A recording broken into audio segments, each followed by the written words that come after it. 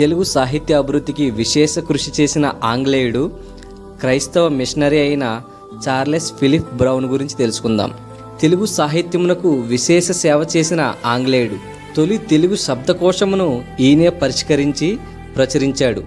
Brown డిక్షనరీని ఇప్పటికీ తెలుగులో ప్రామాణికంగా ఉపయోగిస్తారు.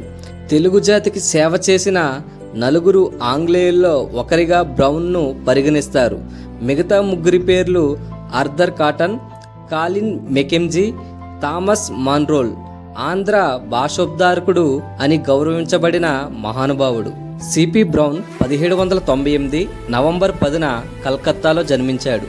ఈయన తండ్రి డేవిడ్ బ్రౌన్ పేరు పొందిన క్రైస్తవ విద్వాంసుడు. తండ్రి మరణించిన తరువాత బ్రౌన్ కుటుంబం ఇంగ్లాండ్కు వెళ్ళిపోయింది. తండ్రి ఇచ్చిన స్ఫూర్తితో CP brown Greek, Latin, Parsi సంస్కృత భాషల్లో ఆరితేరాడు. బ్రౌన్ అక్కడే హిందుస్థానీ భాష నేర్చుకున్నాడు.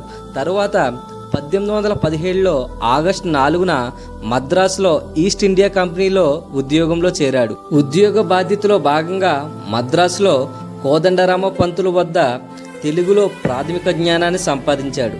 వేమన, సుమతి, శతకాలతో పాటు పలనాటి యుద్ధం లాంటి చారిత్రక కావ్యాలను నన్నయ్య, తిక్కన్న, గౌరన్న, శ్రీనాథుడు, పోతన, పెద్దన, రామరాజ భూషణులకు కృతుల పరిష్కరణ ప్రచురణలను ముద్రింపజేశాడు.